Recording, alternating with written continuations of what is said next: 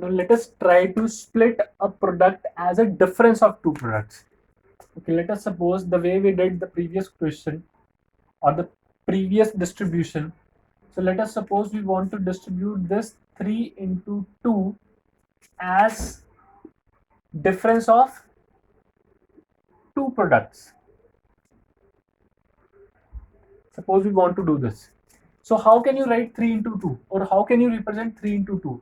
Obviously 1, 2, 3 into 2. This is something we are having 3 into 2. Can I write 3 into 2 as 3 into 6 minus 4? This 2 can be written as 6 minus 4. There is no doubt in it. So how to write this 3 into 6 minus 4? First of all, let us try to write 3 into 6. 3 rows, 6 columns, 1, 2, 3, 4, 5, 6. So this is something we have got 3 into 6. And from this, if I remove this part,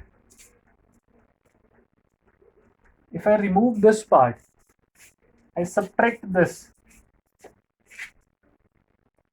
1, 2, 3, 4. If I subtract this part, if I subtract, I remove this part, what will I get? Obviously 3 into 2. So this 3 into 2 can be written as 3 into 6 minus 4, or 3 into 6 minus 3 into 4. This is something we call as distributivity of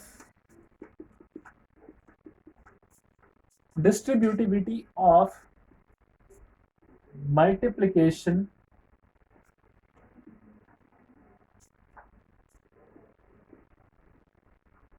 over subtraction.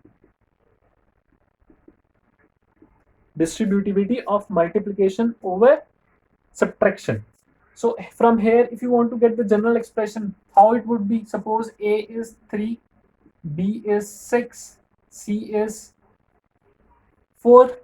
So A into B minus C gives you A into B minus A into C. So in this way, we can write it and we can solve it. Suppose now if you want to try some question for it, suppose you are given the question that solve 12 into 102. Okay, let us make it 12 into 98, that you solve this. So how can you solve this question? You can write it as 12 into 100 minus 2. So now using distributivity property, you can write it 12 into 100 minus 12 into 2. It comes out to be 1200 minus 24. So obviously it will give you 1176. So in this way, we can use this distributivity property over subtraction. Let us now further try to expand it towards rational numbers. Let me take the duster. Okay, it is over here now. Let us try to expand it for rational numbers now. We have got distributivity of multiplication over subtraction.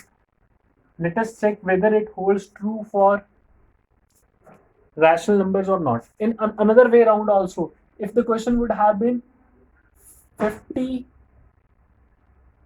into 49 minus 50 into 9. If you were not knowing the distributivity property, it would have been difficult. But now if you know, you can write it as 50 into 49 minus 9. 50 into 40, and the answer is straight away 2000. So this is the utilization of our distributivity property. So A into B minus C is equal to A into B minus A into C. Now let us take three rational numbers. A is 2 upon 3, B is 3 upon 4, C is 5 upon 6. Again, I have taken the same rational numbers. Let us check whether it holds true over here or not. the way it was for previous one. A into B plus C was A into B plus A into C. A into B plus A into C. Over here we have negative sign. This is only difference. Okay, now if A is 2 upon 3, B is 3 upon 4, C is 5 upon 6. So left hand side is A into B minus C. A is 2 upon 3, B is 3 upon 4, C is 5 upon 6. LCM of 6 and 4, 12. 12 divided by 4, 3. 3 into 3, 9. 12 divided by 6, 2. 2 into 5, 10. So it comes out to be 2 upon 3 into minus 1 upon 12. 1, 6 minus 1 upon 18. Right hand side. A into B minus A into C.